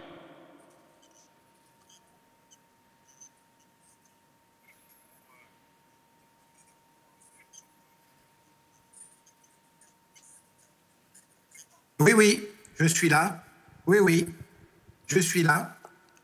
Je suis là. Tu veux que je m'exprime? Oui. Ah, est-ce que tu m'entends? Je t'entends bien et je souhaite que tu t'exprimes sur, Israël, en guise de conclusion, sur l'état de notre système de santé. Bon, je peux m'exprimer?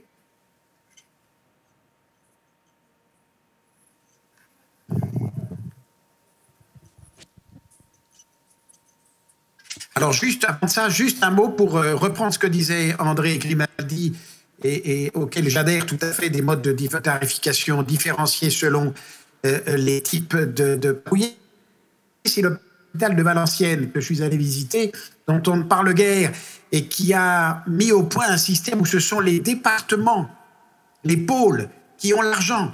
Le pôle de chirurgie à l'hôpital de Valenciennes gère 85 millions. C'est le chef de pôle de chirurgie qui gère 85 millions lui-même. Il a à côté de lui un gestionnaire qui l'aide à faire les comptes et à voir, mais il peut acheter un échographe s'il le veut, un bistouri électrique, il peut engager une infirmière ou une aide-soignante, ou bref, il a la liberté, et le projet, les 85 millions sont sur 5 ans.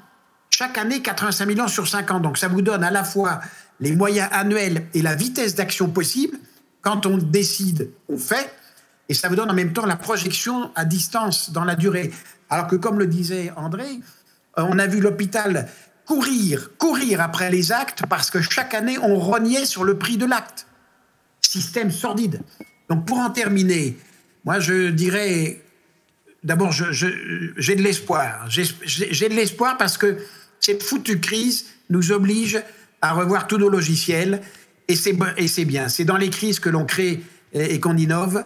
Et je suis convaincu que l'on va pouvoir mettre sur pied un système moins dispendieux au sens de gâchis tel qu'on le fait aujourd'hui, avec une rémunération globale des acteurs mieux adaptée.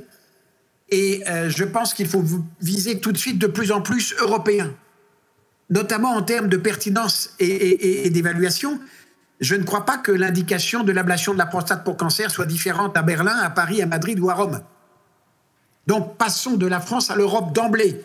C'est au niveau des 450 millions que nous sommes maintenant, les Anglais nous ayant dit bye-bye.